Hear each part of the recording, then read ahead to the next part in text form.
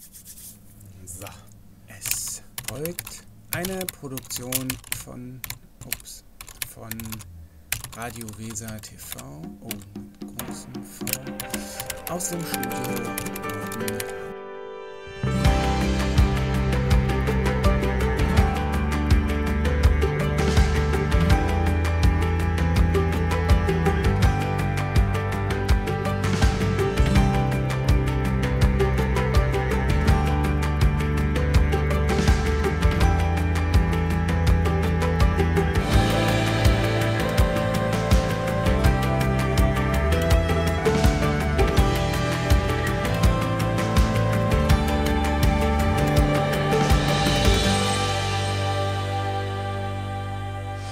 Moin Moin, schön, dass Sie wieder eingeschaltet haben zu einer neuen Ausgabe von Fair-Talk an Land ist es heute gar nicht geworden, sondern heute ist es eine Vor-Ort-Sendung und wir sind hier vor Ort in Brake in den berufsbildenden Schulen. Dazu gleich noch ein bisschen mehr, warum wir hier sind.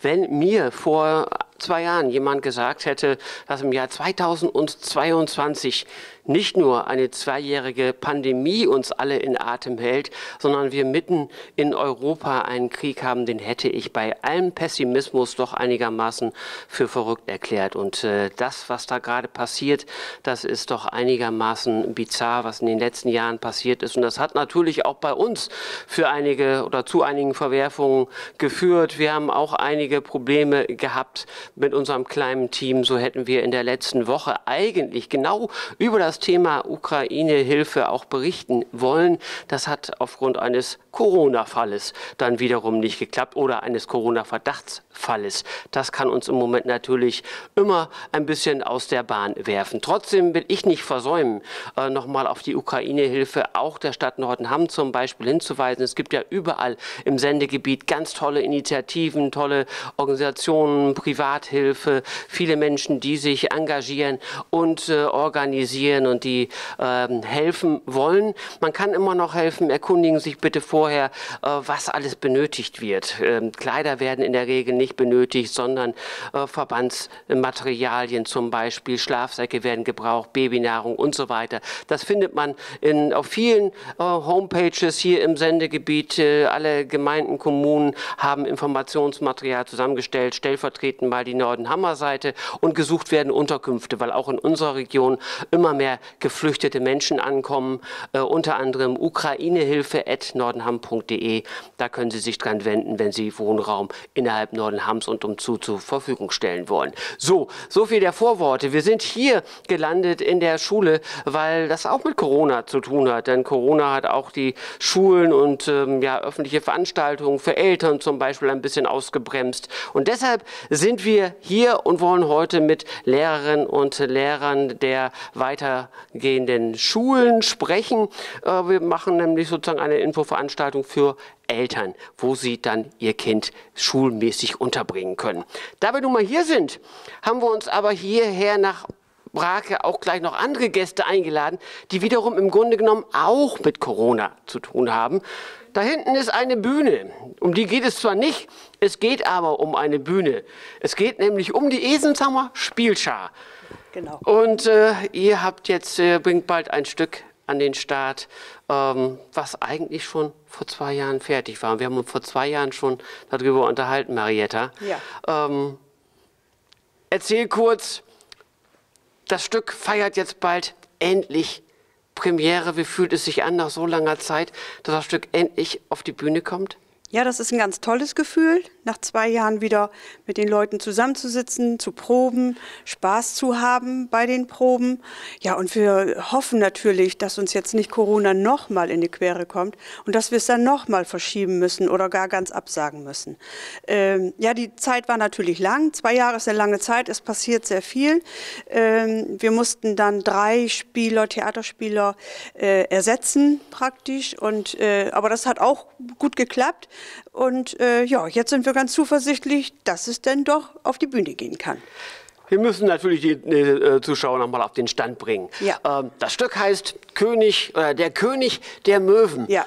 Und das stammt aus deiner Feder. Ja. Wir haben beim letzten Mal darüber gesprochen, wie du so ein bisschen zum Schreiben gekommen bist, zum Plattdeutsch gekommen bist und zum Stück gekommen bist.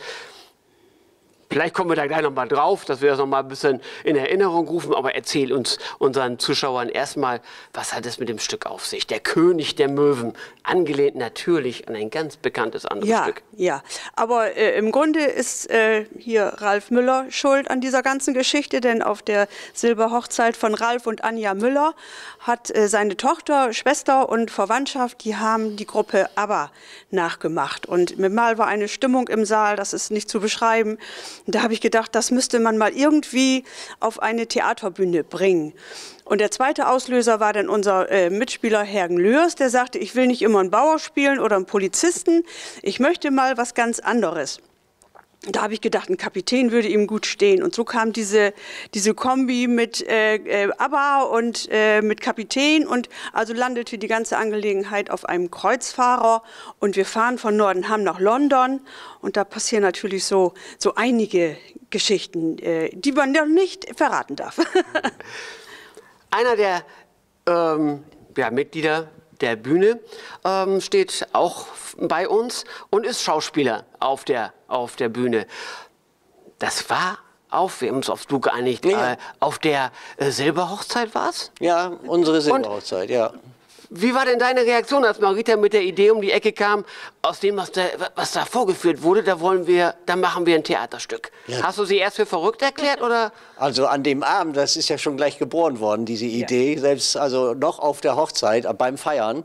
Und da haben wir natürlich gesagt, ja klar machen wir das, das ist eine super Idee, ne? Und denkt man natürlich erst, ja, wird wahrscheinlich ja sowieso nichts, aber dann ist das also immer mehr in die Realität gegangen, dass Marita dann ein Stück dazu geschrieben hat und ja, über diese, ich sag mal, Initialzündung dann weitergemacht hat und das eben zu einem rundum, sag ich mal, so amüsanten und gelungenen Stück gebracht hat. Erzähl vielleicht kurz mal was für alle Zuschauer, die es nicht wissen. Was ist denn die Esensheimer Spielschar? Wie groß ist die Esensheimer Spielschar? Wie lange gibt es euch schon? Und was spielt ihr so für Stücke?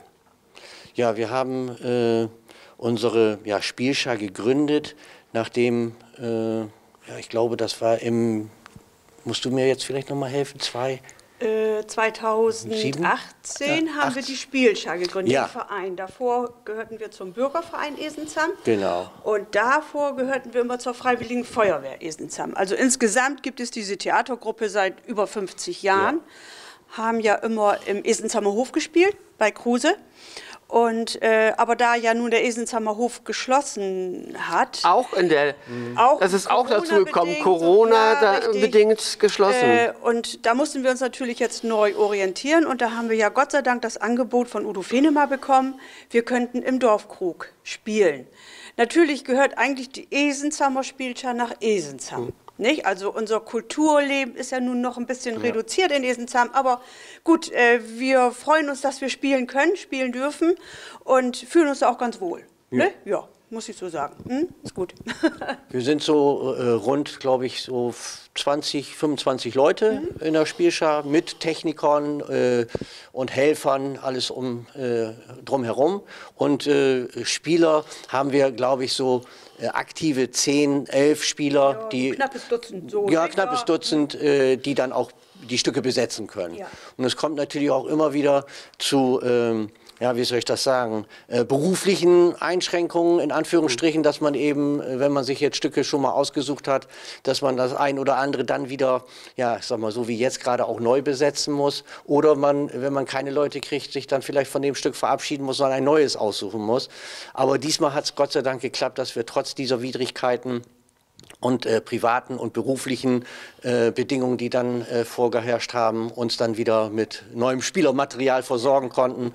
Die Abuser Sposmoker haben uns da auch bei ausgeholfen und haben uns da mit Personal, sag ich mal so, wir hatten dann die Kollegen dort gefragt und dann hat sich auch jemand sehr, sehr schnell bereit erklärt, okay, helfe ich euch, mache ich da mit. Ne?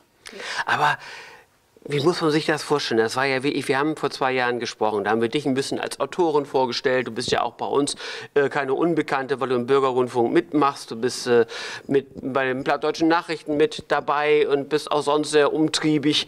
Du hast viel geschrieben und auch schon Theaterstücke gemacht. Jetzt ist so ein Stück fertig und du hast das auch voller Euphorie und mit Lust und Begeisterung davon erzählt, wie toll alle mitmachen. dann steht der Termin für die Premiere eigentlich an und dann kommt sowas wie Corona, was natürlich niemand planen kann und hält auch 2 Jahre. Wir sind ja immer noch in der Corona-Situation, also es ist noch lange nicht vorbei, davon mal ganz abgesehen. Aber wie ist das? Wie hält man da die Menschen zusammen? Wie hält man sich selber da bei Laune? Wie behält man sich selber die Lust, das irgendwann doch noch zu einem guten Ende zu bringen und auf die Bühne zu bringen? Ja, also zuerst haben wir ja gedacht, naja gut, okay, dann spielen wir nach Ostern weiter, also 2020. Genau. Dass es jetzt kurz vor Ostern 2022 wird, das wusste da ja zu der Zeit Aber es ist kurz vor Ostern. Genau. Und dann haben wir gesagt, naja gut, egal, dann spielen wir im Herbst 2020. Ja. Dann hatten wir im Frühjahr 2021 gedacht, dann im Herbst 2021. Also wir hatten immer wieder versucht, einen neuen Termin zustande zu kriegen. Wie frustrierend ist es dann, wenn man das immer wieder verschieben muss? Ja. Und ist es dann irgendwann so auf dem Kopf, das wird nichts mehr? Das wird nichts mehr. Und was ich ganz schlimm fand, wenn wir, weil wir irgendwelche Utensilien oder Besprechungen im Esenzheimer Hof hatten und man kam auf die Bühne und es stand noch genauso da, wie wir es verlassen hatten. Also die Bühnendeko war da, unsere Kostüme hingen noch am Nagel und halbwegs so, das Bierglas stand noch da, wie wir rausgelaufen sind. Und da kriegte man jedes Mal so, da musste man dann richtig schlucken. Ja, aber wie gesagt, als dann das Angebot kam und wir gesagt haben, jetzt machen wir es, dann war gut, dann hat man sich auch gefreut auf die Abende, auf die Proben, zusammenzusitzen, Spaß zu haben, wieder rumzublödeln und ja, das war richtig gut, das hat richtig gut getan. Auch was auch 2 Jahre lang gefehlt hat. Was auch 2 Jahre lang gefehlt hat, ja, und man konnte ja auch die Kontakte, gut, man hat versucht, Kontakte zu halten, aber aufgrund der Kontaktbeschränkung ließ sich das ja auch gar nicht machen, dass man sich mal spontan zusammengesetzt hat, nicht? Also, nee, das war schon, im Januar hat man sich gefreut, jetzt können wir, jetzt dürfen wir loslegen, nicht? Wie lange hat denn am Anfang sozusagen die Probe für den ersten Auftritt sozusagen gedauert? Das dauert ja länger, habt ihr ja lange an dem Stück gebastelt und gearbeitet und verfeinert. Dann kann es nicht stattfinden. Aber wie ist es dann wieder? Du warst auch am Anfang ja schon dabei, das nach 2 Jahren, nach einer ganz langen Zeit wieder abzurufen. Funktioniert das schnell oder fängt man im Grunde genommen dann wieder bei Null an? Ja, so nach 2 Jahren fängt man eigentlich wieder bei Null an. Es kommt vieles relativ schnell wieder, aber man muss doch sagen, irgendwann hat man dann auch für sich selber das Stück so ein bisschen nach hinten gelegt und gesagt, ja gut, man hat ja so ein bisschen diese Rückschläge hinnehmen. Wir haben es jetzt schon so oft probiert und es mussten immer wieder abgesagt werden. Und dann fängt man eigentlich wieder an, das Buch dann konkret sich vorzunehmen und sagt, jetzt scheint es zu klappen, wir können es, glaube ich, hinkriegen. Und fängt dann also wieder auch dann intensiv an mit dem Lernen, dem Textlernen. Und dann kommt einiges auch ein bisschen schneller wieder als das andere. Aber das geht, glaube ich, allen so, die gesagt haben, ja gut, wir haben eigentlich gedacht, das wird nichts mehr. Aber jetzt, je mehr wir machen, umso besser wird es wieder. Nicht? Das kommt alles wieder. Und ihr habt ja gerade auch schon gesagt, du hast es vor allen Dingen auch gesagt, dass ihr mit ganz viel Spaß jetzt dabei seid. Ist es auch gerade deshalb so viel Spaß, weil endlich wieder was möglich ist? Weil man wirklich jetzt so ein bisschen wirklich ein Ziel vor Augen hat. Diesmal kann es wahrscheinlich wirklich klappen. Und diesmal proben wir nicht umsonst, sondern das findet wirklich statt. Ja. Ist es das? Ja, also das war jetzt so vordergründig, dass man gesagt hat, ja, jetzt muss es eigentlich klappen. Jetzt muss es klappen, nicht eigentlich, jetzt muss es klappen. Und was mich persönlich auch erstaunt hat, wie viele Leute jetzt sich auch darauf freuen, zu kommen. Wir hatten ja noch sehr viele Karten, die umgetauscht werden konnten. Es waren noch 650 Karten im Umlauf, die wahrscheinlich nicht alle jetzt kommen und ihre Karten umtauschen. Aber wir haben dann so Pi mal Daumen gesagt, naja, 500 Leute kommen dann vielleicht auch. Und von ganz vielen hört man jetzt ja auch, also wir freuen uns, dass es doch noch stattfinden kann. Und unsere Karte hängt noch an der Pinnwand. Also die haben auch an uns geglaubt und haben gesagt, gut, irgendwann passiert's, nicht? Und darauf sind wir auch ganz stolz und freuen uns natürlich auch drüber. Aber ihr habt schon gesagt, ihr habt einen neuen Spielort. Also nicht nur, dass euch 3 Spieler verlustig gegangen sind innerhalb dieser Zeit, weil 2 Jahre ist natürlich auch für so eine Gemeinschaft eine lange Zeit. Das kann immer aus allen möglichen Gründen, kann der ein oder andere so eine Gruppe auch verlassen. Ja, ja. Gesundheitliche Gründe oder man zieht weg oder das kann ja alles Mögliche dazwischen kommen. Aber ihr habt eben halt auch einen ganz neuen Spielort. Ja. Wie schwer ist es, sich auf einen Spielort ein? Man hat ja so seine Stammbühne und eure Stammbühne, du hast gerade erzählt, ihr kommt dahin wieder und weiß genau, wo was steht und es ist irgendwie schön, man sieht das Bühnenbild, man fühlt sich da zu Hause. Und wie schwer ist es dann, sich auf eine neue Bühne einzulassen? Ja, das ist für uns schon ein bisschen schwieriger. So Ralf, der spielt ja sowieso auch bei den Abuser Stoßmuckern, der kennt die Bühne und die ganzen Räumlichkeiten, Gegebenheiten. Der Helmut von Neten, der mitspielt auch, Ute Löning auch, aber wir Esenzhammer eher nicht. Und man muss sich dran gewöhnen. Das sind andere Abmessungen, man muss anders laufen. Die Bühne stand ganz anders, oder die Bühnendeko, der Bühnenbau stand ganz anders als in Esenzam. Die Lichter sind anders. So gestern Abend haben wir zum ersten Mal mit Licht gespielt, dann ist das so, knallt das so rein. Das haben wir in Esenzam nicht gehabt. Also es ist doch anders. Man muss sich dran gewöhnen. Der Saal ist größer oder wirkt größer, keine Ahnung. Jedenfalls, ja, das sind andere Abmessungen. Man muss sich anders orientieren. Also das war schon gewöhnungsbedürftig für uns Esenzammer da. Ja. Du bist ja in so einer Dreifachfunktion eigentlich dabei. Nicht nur, dass du das Stück geschrieben hast, du spielst selber mit und bist quasi dann die Regisseurin des Stückes. Ja, das machen wir gemeinsam. Macht ihr gemeinsam. Und Spielleitung, aber ja. Wie schwierig ist das so, sich auf diese Rolle denn einzustellen? So wirklich du musst ja auch aus verschiedenen Blickwinkeln sozusagen auf das Stück gucken. Aus Schauspielersicht und eben halt auch als Regisseurin. Mitregisseurin dann. Ja, also das Schwierigste ist meine eigene Rolle, weil ich sehe mich ja nicht. Ich habe mich dann beim Schreiben auch nicht im Kopf. Die anderen habe ich so, der muss jetzt dahin und der muss jetzt dahin. Das läuft alles so wie so ein Film ab. Jeder kann natürlich seine Rolle auch noch so gestalten, wie er gerne möchte. Es ist ja kein strenges Drehbuch, was da jetzt besteht. Das wollte ich gerade fragen, nein, genau. Nein. Also ist man da schon relativ frei auf den Bühnen, dass man dann seine Rolle so ein bisschen selber interpretieren kann und vielleicht nicht, dass es nicht immer exakt der gleiche Text ist, sondern man merkt dann auch mal, ach, das hat beim letzten Mal super funktioniert oder die Pointe, da muss ich dran feilen, das mache ich beim nächsten Mal ein bisschen anders. Ist das so? Ja, genau. Denn Schreiben und Spielen sind zwei Paar Schuhe. Also von der Zeit, vom zeitlichen Abstand her, auch wie man sich auf der Bühne bewegt. Wie gesagt, ich habe dann so unsere Theaterkollegen im Kopf und trotzdem ist es dann wieder was anderes, wenn ich auf der Bühne stehe. Ich muss Pausen einhalten. Manche Sachen, die ich geschrieben habe, lassen sich in der kurzen Zeit nicht verwirklichen. Also das ist dann schon eine andere Geschichte dann wieder so, nicht? Aber da sind wir eigentlich recht offen. Wenn irgendjemand sagt, du, ich drehe mich jetzt nicht nach links, sondern nach rechts, tja, dann macht er das so, wie er das für richtig findet. Oder uns fällt beim Spiel was ein. Mach doch mal so, mach doch mal so. Das finde ich, also jeder kann sich so einbringen, wie er das gerne möchte, finde ich. So, man kann so sagen, also so hatte ich mir das gedacht, aber wenn es dann eben nicht so gut aussieht, dann macht man es eben anders. Aber das machen wir bei anderen Theaterbüchern auch, bei anderen Bühnenbüchern. Wenn wir sehen, dass das passt jetzt gar nicht zu uns oder nicht in diese Zeit, oder, dann ändern wir das auch ab. Also da ist man ist ja verpflichtend an kein Stück gebunden. Man kann das ja so interpretieren, wie man möchte. Gibt es da so jemanden bei euch, wo ihr sagt, wenn der Kritik übt an der und der Szene, dann weiß ich dann, das hat Hand und Fuß, das ändern wir. So, gibt es da jemanden, wenn ihr das Stück General aufführt, sozusagen, wo ihr sagt, der muss dabei sitzen, so, dann der hat den besonderen Blick fürs Theater machen? Gibt es da jemanden, wo er, oder seid ihr da euch so sicher? Da sind wir uns selbst überlassen, sage ich mal so. Das ist ein reines, wie es eben auch so schön heißt, ein reines Laienspieltheater. Und da hat auch jeder Laie seine Meinung und darf die auch kundtun.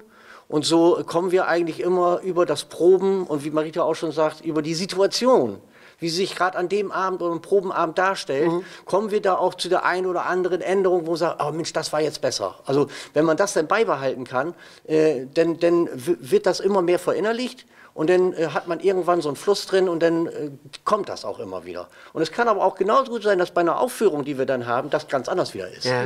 Aber trotzdem für den Zuschauer, der Inhalt, sag ich mal so, und der Sinn eben erhalten bleibt. Das ist ja eigentlich es kommt nicht auf das Wort an, es kommt eigentlich auf die, ich sag mal, auf die Textpassage an und den Sinn an. Und wenn der eine das Wort dann eben nicht gerade hat, dann nimmt er ein anderes, wenn es passt. Aber das ist, da sag ich mal, unsere Freiheit. Sag ich. Ja. Hast du eigentlich schon immer so prophetische Eingaben gehabt? Das Wort fiel mir jetzt gerade nicht ein. Weil als du das Buch geschrieben hast oder als du das Theaterstück geschrieben hast, da konntest du nicht wissen, Nein, dass es aber im Jahr 2022 tatsächlich wiedergeben wird. Ja, ich wollte es noch mal probieren mit den Lottozahlen, ob das auch irgendwie mal hinhaut. Das wollte ich jetzt gerade fragen. Mist. Ja, aber das ist schon witzig, nicht? Ja. Also da hätte ja damals keiner mit gerechnet, dass ABBA noch mal einen auflegt. Ja. Gut, wir spielen echt, wir sind ja keine Avatare, Nein. wie bei ABBA. Genau. Aber wir machen es so gut wie echt. Ja. Also wir kommen nah an das Original ran. Auf wollen jeden wir so Fall. sagen. Natürlich. Ja, Auf jeden ja, Fall. ja, Natürlich. ganz nah. Mhm. Aber das war schon, was hast du gedacht, als du das gelesen hast? Ja. Das ist ja verrückt, oder was ist das denn für ein Zufall? Ja, das gibt's gar nicht, oder? Da musste ich tatsächlich noch an das Gespräch von Ja. vor 2 Jahren dann zurückdenken, Ja, als ja. wir uns über ABBA unterhalten haben, dass sie jetzt tatsächlich wieder aktiv sind. Ja. Vielleicht bringt das ja auch den ein oder anderen zusätzlichen Besucher und motiviert ihn Ja, nochmal. ja, Das Stück wird wie oft aufgeführt? 6-mal. 6-mal Ja. und dann im Aberhauser Hof. Dorfkrug. Dorfkrug heißt er, Entschuldigung. Genau. Liebe Grüße an Udo Fenemann.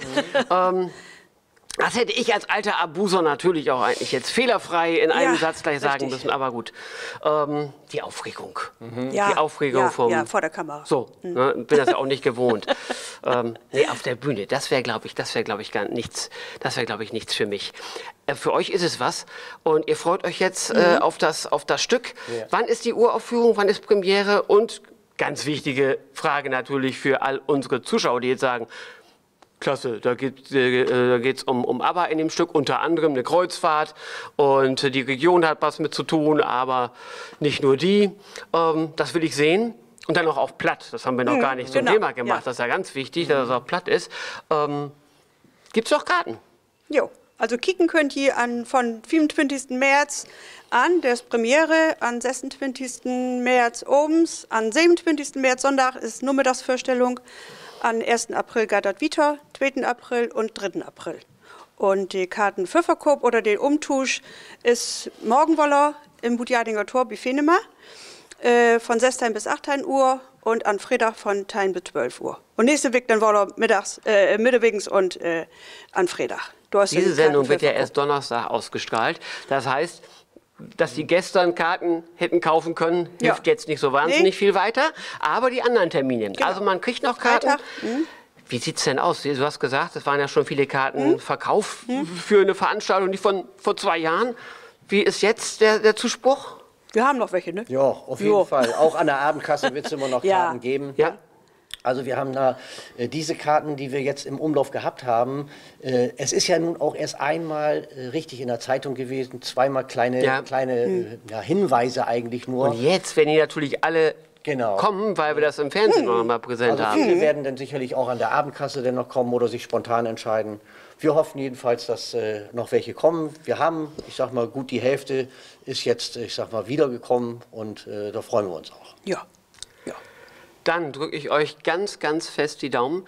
Achso, eine Frage noch, ist in der Zwischenzeit denn schon wieder ein neues Stück entstanden oder sind schon wieder neue Geschichten entstanden, neue Ideen entstanden? Die 2 Jahre hast du ja sicherlich nicht so an dir vorbeiziehen lassen. Ich weiß ja, du bist plattdeutsch aktiv und umtriebig. Ist da auch schon wieder ein Theaterstück in der Pipeline, wie das so neudeutsch heißt? Ja, also Ideen sind ein paar da schwebt mir so einiges vor. Aber ich muss ganz ehrlich sagen, in der Corona-Zeit, wo alles so runtergefahren war, hatte ich nicht mal Lust zum Schreiben. Weil es lief ja nichts. Man kriegte keine neuen Ideen rein, man ging nirgends hin. Aber ich habe so 2, 3, 4 Stücke auf dem Rechner und die werden dann wahrscheinlich jetzt so langsam zugange kommen. Doch, jetzt habe ich wieder auch Lust dazu. Also, aber da war eben alles, man war raus aus dieser ganzen Thematik so ein bisschen. Und jetzt ne? seid ihr erstmal wieder drin, das kommt Ja. wieder. Jetzt gibt es erstmal 6 Auftritte, für die wir ganz, ganz fest die Daumen drücken. Vielleicht haben wir den ein oder anderen da draußen ja noch motivieren können, die Esensheimer Spielschar in Aberhausen Ja. zu bewundern. Das ist Ja. ganz wichtig. Im Dorfkrug wird das Ganze stattfinden. Richtig. Und auf Platt, der König Der der Möwen. Und wer auf ABBA-Musik steht, wer auf Plattdeutsch steht, ja. der sollte unbedingt Unbedingt, vorbei unbedingt. gucken. Jawohl. Wenn das ganz toll wird, Gibt es Möglichkeit auf Verlängerung oder ist da schwierig? Diesmal haben wir haben eigentlich schon einen Tag rangehangen, schon von vornherein, weil wir gesagt haben, wenn wir denn noch so einen großen Zuspruch haben, dann noch einen Tag dran zu hängen. Das wird dann immer schwieriger Richtung Ostern und dann eben neue freie Termine dann auch zu kriegen für die Bühne, weil Venema ja auch jetzt wieder langsam in diesen Veranstaltungsmodus kommt. Der braucht dann also auch den Saal häufiger mal. So hat er uns dann angeboten, dann häng doch gleich den Tag dran, anstatt jetzt zu warten, ob denn noch Leute kommen. Ne? Aber wir werden abwarten, ob das denn schon zu früh war oder ob dann auch ausgebucht wird. Aber ausgebucht sage ich mal vielleicht nicht, aber wenn es die Hälfte ist, reicht uns auch. Ja.